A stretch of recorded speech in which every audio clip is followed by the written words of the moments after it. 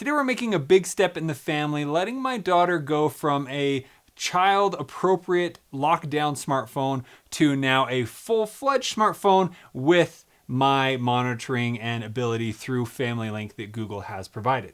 So in this video, I'm going to show you how to take a phone, get it set up on Family Link under her email account that we have already created, and then how we are able to monitor and track and lock down different info during this process. So a huge thank you to Google. They did provide the Pixel 9a that we will be using for this video. Let's get started.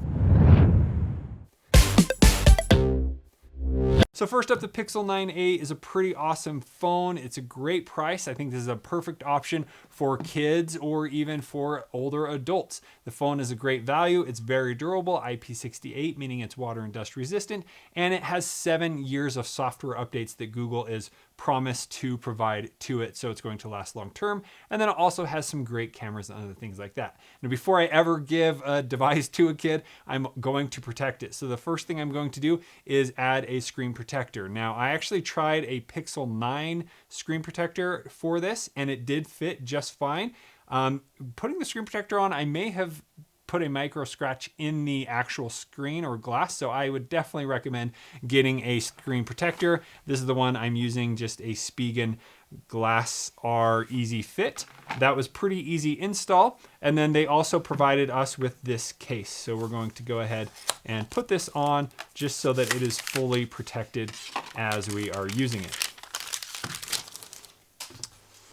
And before we slide that on, I do want to mention that over here on the right side, you do have the power button up at the top, and then you have the volume buttons down there. On the bottom here, you have the SIM card. So if you are taking a SIM card from your old phone, you would place it into there so that it transfers your phone number, your ability to text and message and call right to there. Here we have USB-C charging port, and then there we have the speaker down at the bottom. And up here at the top, you have your front-facing camera, and on the back, you have the nice camera with the LED, and there is a giant battery in here that is going to be great to have. So here, let's slide this into the case like that. Fits nicely, has a really nice look to it.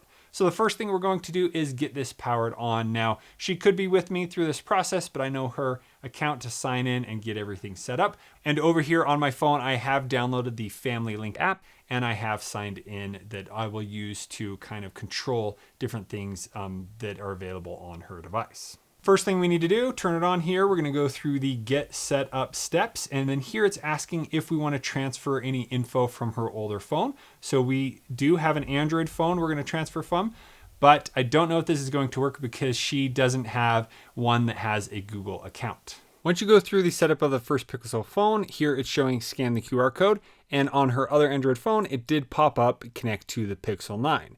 Now, once I have done that, I just need to then scan the QR code, and then it will link them together. And here on the old phone, we need to verify by PIN that it is us that we want to transfer our data. Then it's going to connect the phones together to verify some info. It's going to connect to Wi-Fi, get things ready. Not exactly sure what's going on here in the background, but now it takes us to the steps to get an account added. Now it brings us to the screen asking who we are setting this up for. So I'm actually going to be setting this up for my child. We're going to go to next, and then it will ask for their email account that I enter into here. Now next it's going to ask for my parent account so that it can then link what account she has. And so there I have added my account. I need to go over here and do a 2-step verification. And now it's asking what child I want to add. And then she will need to sign into her account. And then I'm going to choose a parent to supervise the account. So I could choose me or my wife. I'm going to select me right now and enter my password. All right, then we need to agree to the terms and conditions here. Next, I'll set up Family Link parental controls for Adele. Choose certain settings for this device. You'll be told when everything is ready for Adele. So this is definitely something I now would take control of, and we'll go through this process before I hand the phone over. So here it's talking about as a parent, I can tap to learn more about each service and what is asking for here. Here I have the choice to back up the device data. I can use location, which I want to do to be able to see where she is. And then I can allow different scanning for other devices for Bluetooth, turn on and send diagnostics. I can turn that off. and then here installing updates and so on. So you can go through, read all of that, a lot of information, but we're just going to go for it. And then now we're going to set up those parental controls. So first it's asking what apps I want her to have access to. So we want calculators fine, calendar, camera, Google Chrome, I'm going to turn off because that opens every website. There is a way to filter down exactly what websites they could visit, but right now I'm just going to keep it off. Here we have the Contacts app. Digital well-being, that's a way where she herself could see how many minutes she's spending in specific apps. So I could turn that on, but I'm going to be controlling that, so we don't need that. Here we do have Google Drive, Files, and Files by Google are how she can view different files she has on the phone and pictures, so we're going to keep those. Here she can have access to her Gmail account, live transcribe, sound effects, Google Maps, just so she can navigate. I think that's going to be okay for now. Then here we have Google Meet, which we could do. So for now, we're going to turn that off. We have Google Messages, personal safety phone, photos, Pixel Tips. We could keep that on.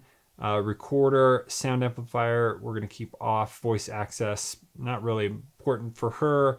Weather, and then down here, she is a teen, so I do have options where maybe I would want her to do a few more, but no, we're not adding any of those for now. Maybe eventually we'll try YouTube Music, see if we can lock that down a little bit. And then here are required apps. So no matter what, these are going to be installed. We have Clock app, Gboard, which is the keyboard, Google Search, being able to have that on.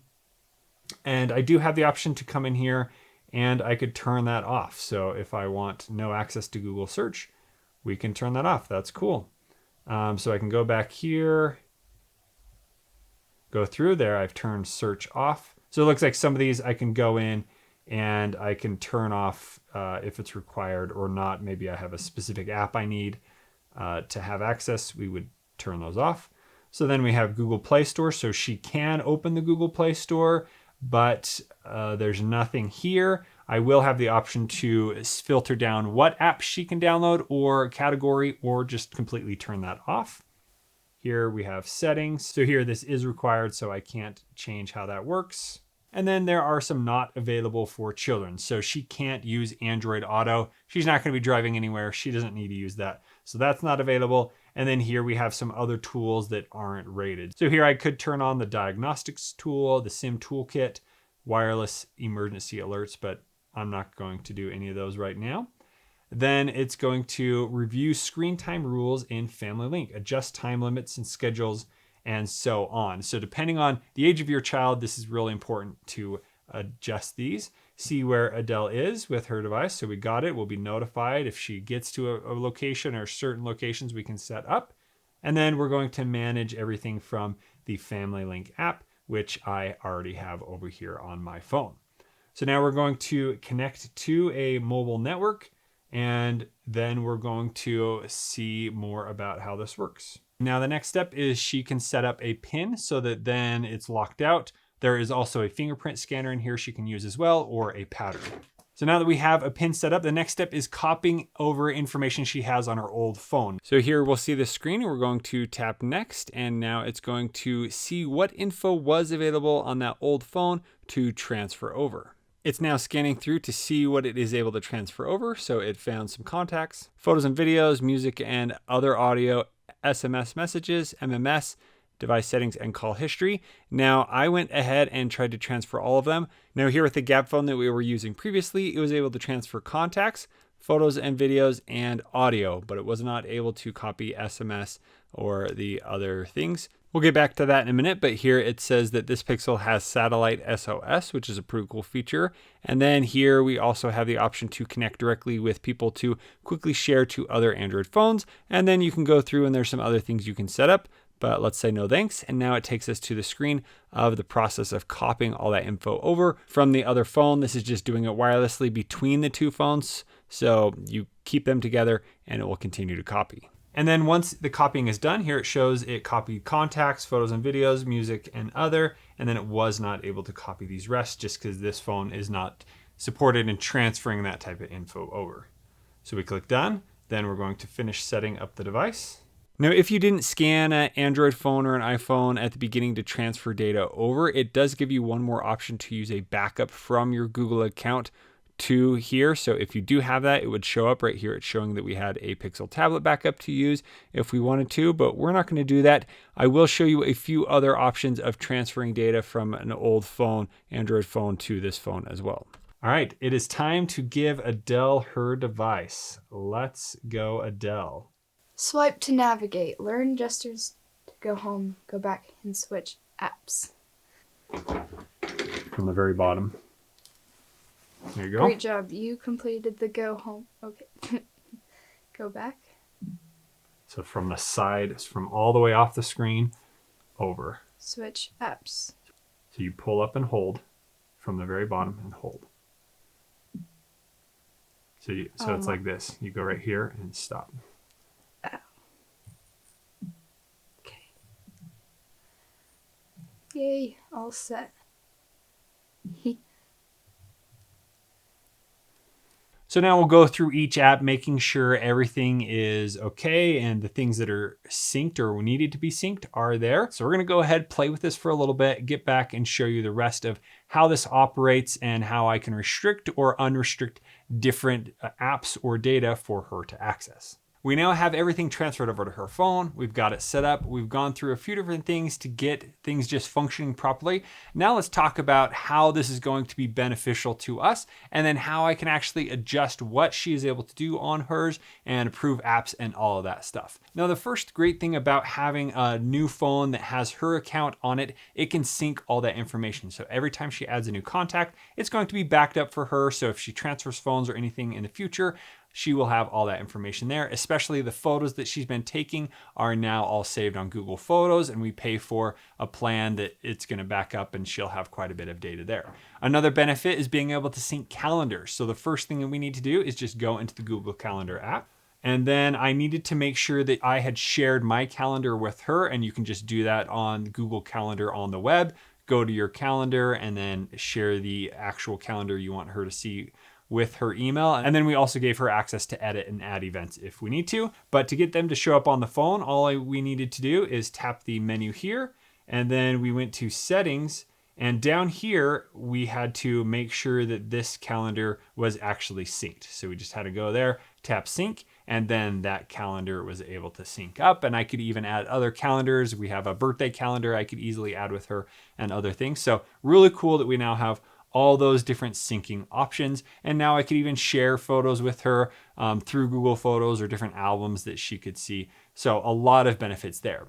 Now, the next thing she's worried about is being able to use different apps. So at the beginning, we were able to go through and set apps, but now she has the Play Store. And the Play Store, when she goes in here, is going to show a certain level of apps that I've allowed her access to. So she can go in here and she can find an app. Let's just say she wants to download a voice memo app, even though there's already one. But if she taps install, it will ask me to approve the app. She can ask in person, where I then go and type in my password to my Google account on her phone, and then it unlocks and allows her to download that app. Or she can ask in a message and it will send a notification over here for me to go and approve the app. So right now I have set it to no apps are able to be installed unless I have pre-approved them. So where do I do that on my phone? Well, right here in the Family Link app, everything is there. So when we go into here, I have my different kids that I can choose over on the side, but under her account, it's showing how much time she's used today,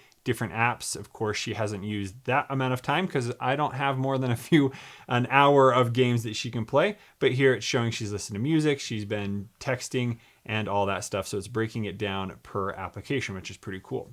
But up here at the top, if she says install and then ask in messages, if I go up here to the notifications, I'm going to receive a request right here for apps that she wants to have installed. So I can go here and deny that app. Maybe there is an app I'll allow her to do, so I can review it.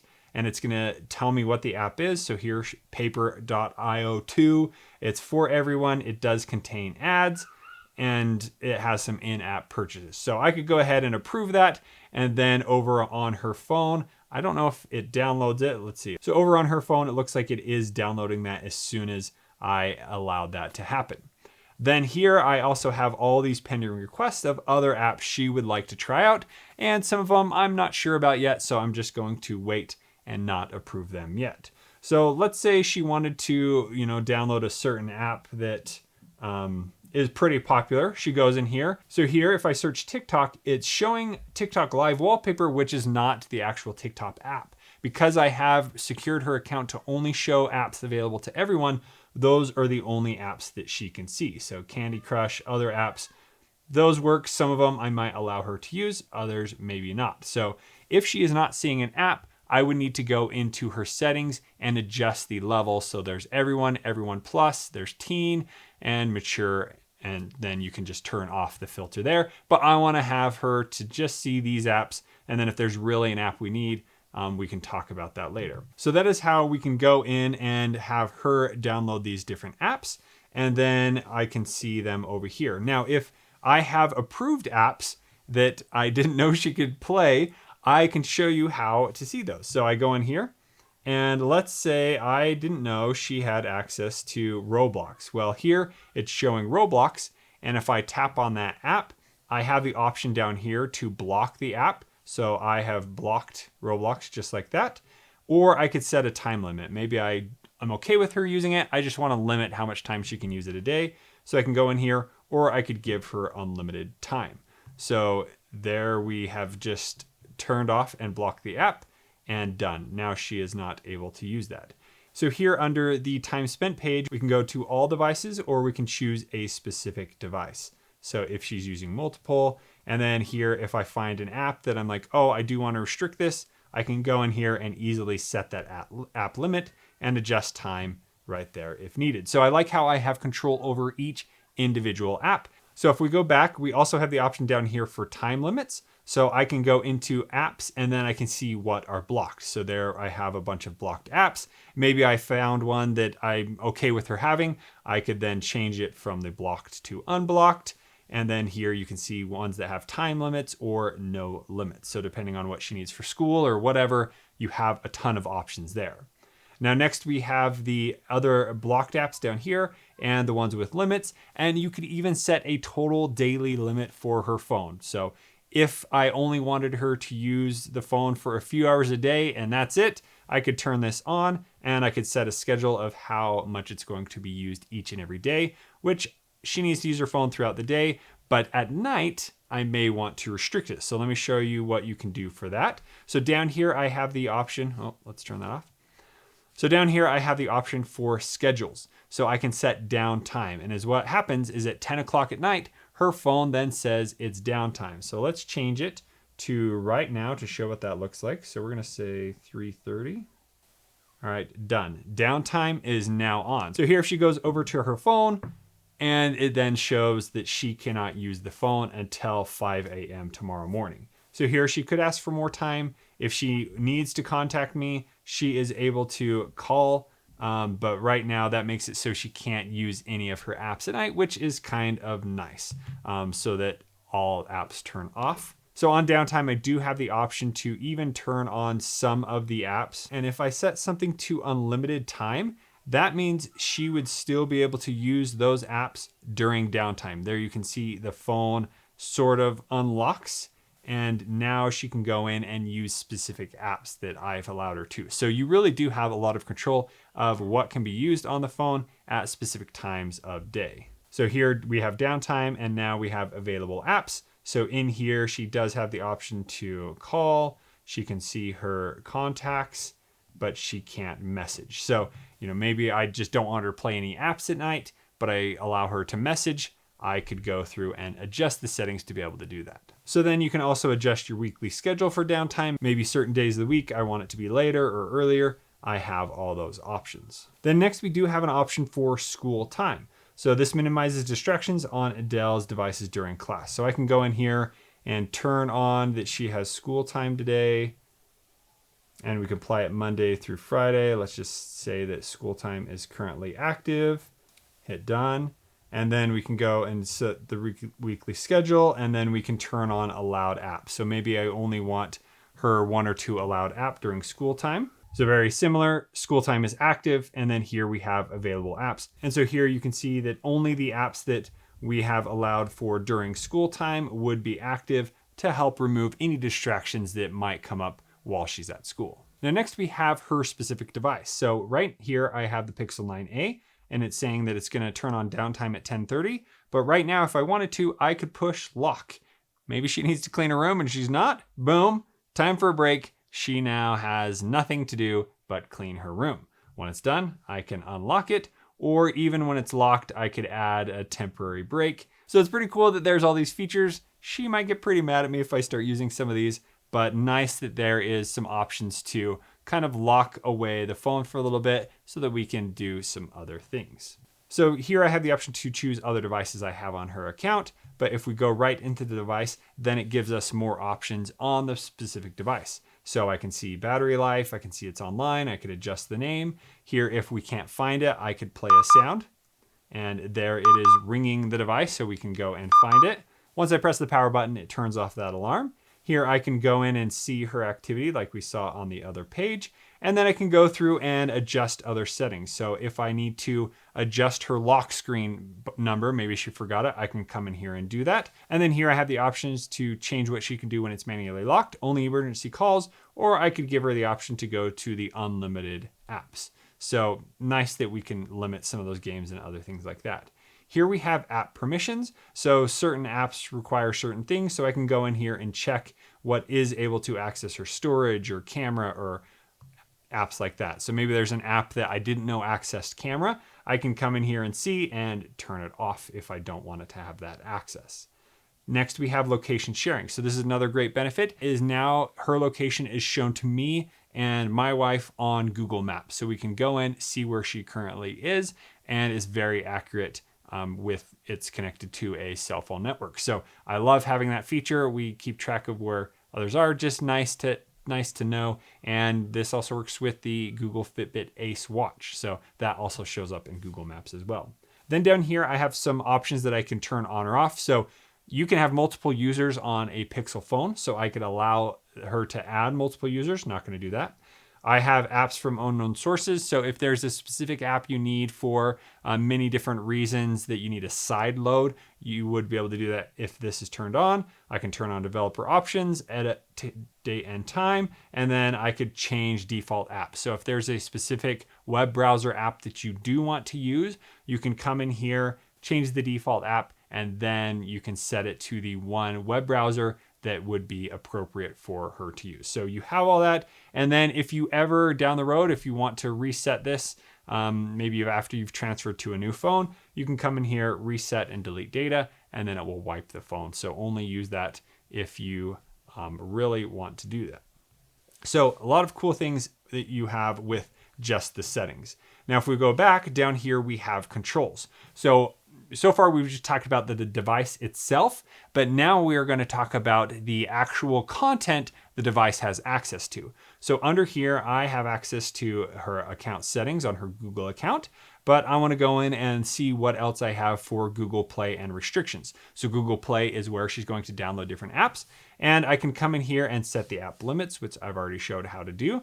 But then here I have purchase and download approval. So first I have the option that she is required to get approval for me for all content. So I like that I can choose as we're learning how to do this. I can choose what she is going to be able to do and not do. So next I have the option for paid content only. Approval needed for all paid content, including in-app purchases. She is able to download certain apps, but if there's paid, then she would need to come and ask for permission. Then here we have in-app purchases only. So approval required only for purchases made inside an app, such as coin games. So if there's a specific app you can buy to upgrade, that would then require approval. And then we have never, so she can just download whatever and I'm never asked. So I like the content, all content there. And then down here we have what type of content she has available. So here we have apps and games. Right now you have everyone. So she can see the everyone apps most restrictive. I could do everyone plus, teen, mature, adults, or allow all included unrated content. Like that we have all that. Like I said, if there's an app that you do need to get and you can't see it, you can come in here and adjust this, download the app, and then you can change it back and that app will still work on the device once you have approved it for her account. So now we have movies, and I'm pretty sure this is if you have the Google TV app on her phone. So if I've allowed that, then she would be able to see those movies that we have in our family library. So if we go under here under library, right now she can only see her wish list of apps and then books. So I've made it so she can't watch any movies. So nice to have that. Then you can also adjust TV. You could set a rating for that if you allow those apps that do this, and then books. So here I have limited the books, and she could go in and she would need to update play books, and it's blocked, so she cannot do that. And lastly, we have the Google Play Games profile. So if I want to delete that, I can do it there. But next we have YouTube. So there's a ton of things that can be done in YouTube or seen. So I can restrict it here. So I have the content settings. You can go from preschool to younger to older. Then I can turn on or off search and all these things, but it doesn't matter because I have disabled the YouTube app. So this is only like if I've allowed that app to be used, this is what she is going to see, or that's what's going to restrict her. Then we have Google Chrome and the web. So if I allow Google Chrome, I could have it show all sites. I could try and block certain sites, or I could only allow approved sites. So that's what I have it set to. And then down here, I can manage those sites that have been approved, and I can see the blocked sites. And here we have some advanced features and so on. So good to have those restrictions there. Here, Google Search, I can also filter, blur, or turn it off. Next, we have contacts, call, and text. So this allows me to set specific people I would want her to communicate with. Maybe if you really only have a few people that your child needs to contact, you can go in here and do that. So it says help Adele manage contacts, calls, and texts. So get started. So who can Adele call and text? I could say anyone, or only contacts I add. So we're not this restrictive right now, but I could go in and do it that way. And then here it gives you the option to add those specific contacts.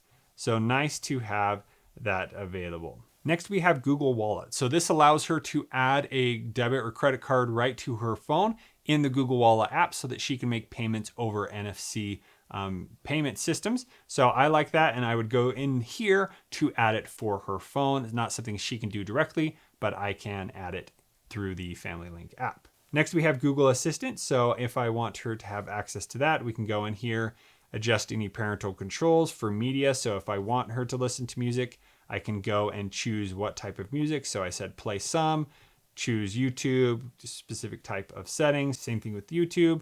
And news and podcasts. So I can say news is off limits. And then you can choose type of podcast. So we're going to say don't play podcasts. Then here I have assistant features. So here I can set it on her Google speaker. Adele can only answer calls. And then here we have downtime. That's going to be for your smart speakers. And then here we have assistant devices. And I can go through and even train her voice. That's more for the smart speakers in the home. Next, we have Google Photo Sharing. So I do have that on. So allow photos and videos to be shared from within Google Photos. So she could share with others, or we could share to her. Then here we have location and accuracy. So that's on. And then we can see the devices that she is currently signed into with her account. And I could go through and remove access to specific devices so that those no longer can see her account. So this really has a lot of options to lock down what can be done. And of course, within a day, they're gonna find the limits and ask for adjustments. So it might take some time to go through and figure out exactly what works for you and your family or your kid, and coming here and adjusting that. And then the last option is the location. So this is where I can go in, quickly see her location. It's showing others in the family. And then I even have family places. So it can let me know when they got to school, when they got to their dance class, whatever. I can go and add locations, and I can receive notifications based on those, which is really cool. I think that's a handy feature. I even have that set up in Google Maps for my wife when she's going to work, making sure she gets to a certain place. Kind of cool that you have all those options, whether you think it's weird or not. I think it works great. We have now learned quite a few things about getting everything transferred over and how this whole setup works. So after last night getting back from the cell phone store, I went there actually to get her account set up and transferred, porting her number, all that fun stuff.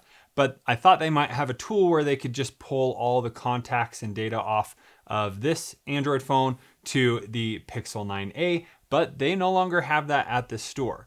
So this is some things I learned about how to transfer some of the data over. Now, normally if you are coming from any other smartphone that's Android and you have your data synced to Google, it will automatically sync your account, but the Gab phone doesn't allow us to sync any information online. So this is what I learned. First off, if you go into a contact, so here we have my contact right here, and I want to share this contact, I can hit more, and then I can hit QR code. So here you can go to the camera on the new Pixel 9a, and I can simply just scan that, and it gives me this little box where I tap on it. It will then add it into the new phone. So it's adding the name and then adding the number, and then you can choose where you want that to go. So you could have that saved to the device, which I wouldn't recommend because if anything happens to your device, it's gone. But if you hit the account, then it's going to back up that contact onto the account and going to sync for her forever. And if you already have this contact, you can add to an existing contact or add more details, where if she adds like my email address, it's automatically going to populate with my profile picture. So if we hit save here, and then we can go into the contacts, here is that contact. It does not transfer over the contact picture, which is pretty bummer. I ended up going through and doing that to every single contact she had. Took a little bit of time, but that way worked. Now there is a better option where if you go here into the contacts app and I go over to the menu here, I have manage contacts. And here I have the option to export contacts. And then you can choose where it's going to export. So here I have the option to export it to the internal storage, which doesn't really help because it's hard to transfer out, or I could do the SD card. Then is what you can do is you can get a USB-C dongle like this, where here I have an SD card that I could put in and I could export it to. I actually use this little tiny flash drive that's plugged in. Once I plug this into the phone, it recognizes that drive. And so here I have the drive plugged in. I'm going to export contacts and the drive didn't show up. So what I'm going to do is tap SD card and tap export, and then it's going to save it to the downloads folder of the SD card. So it's taking all of those and put them into one file. Then is what I can do is I can go home and I can go to the My Files app. And then here under the SD card storage, I have the download folder, and here I have that contact card. So then I can take that and I can copy it, and we can go back here and move it to the USB storage one, which is this. And then I can put it into here, and now it's on this file so that I can then export it. For some reason, I was not able to get this to plug into the Pixel 9a. Let's just see for fun if that works. But before we do that, another thing I wanted to transfer over is pictures. She had a ton of pictures on here. So all I needed to do is go into her phone under the My Files and go to internal storage. Also check the SD card, but here I just needed to copy anything that had folders in it. So you can hold down, and I copied all these different folders. I hit copy. I then went back to the storage. I made a new folder for her, and then I hit paste, and everything was now stored on this drive. So that's great. The only thing I wasn't able to copy over is her text message history. So she'll just have to create new threads. Sorry, she doesn't get that, but that wasn't able to be transferred over from this Gab phone to the new phone. So now that we have it on here, I'm going to see if this will work in the Pixel 9a to show you what could be possible. Now that's plugged in here. We're going to go to the Files app, and down here it is only showing internal storage. I am not able to see this drive. So I don't know why that's possible. Maybe there's something I can do to enable this drive. It is a security thing, which I'm okay with. So what I ended up doing is plugging this into a computer, and then I just saved everything over to her Google Photos. So I was able to copy everything to Google Photos. It uploaded, and now she has on her phone, as well as I was able to go to Google Drive. I've enabled that on the phone, and then I could get that VCF file for her contacts and download it here on the phone and then get all the contacts. So hopefully that makes sense, but that is how I was able to transfer data that she had on her old phone to the new phone. The only thing losing is the text history. Now, another thing we found out is once the Gab wireless plan was gone, it deleted apps on the phone. But if you go in to some of them, if you create an account, you should be able to sign into the account on the app on the new phone. And so that is how you can use a Google account for a kid and the Family Link app to have control of what they have access to on a Android device. Specifically here, we're using the Pixel 9a. Any Pixel devices, even other Samsung devices, will still have the same ability because it has the Google account. So I hope this was helpful in learning what are the possibilities about setting up your kid on a device. And if you do want to have more control, there are other third-party apps you could still add to this to then filter and monitor other things. You would just need to approve that app and go through the process. Some of them have subscriptions and other things. We're not going to cover those in this video, but it is possible to even have a little bit more control. But I like how this gives me a lot of options to set it up the way I want it to be set up. And then she is able to be pretty free in how she is using the phone each and every day. Some of the other benefits of this is having the RCS messaging, which iPhone now supports. So messages are going to transfer faster. She has read receipts. Sending and receiving picture and video messages work a lot better. And then I even have like the option to video call her really easy through the Contacts app. So a ton of benefits to this. I'm sure there's still a few things we need to learn about the process, but it has been so easy to manage all of this right within the Family Link. Now, if I missed anything or you have any further questions about this whole process, please let me know down in the comments below and I'll be sure to research and figure it out. Right now, she is testing the limits every day of what can be downloaded, what is available for her. And I love how I can go in and see that and restrict and change time limits and certain things, but still allowing her to have a little fun. So thank you so much for watching. We'll see you on the next one.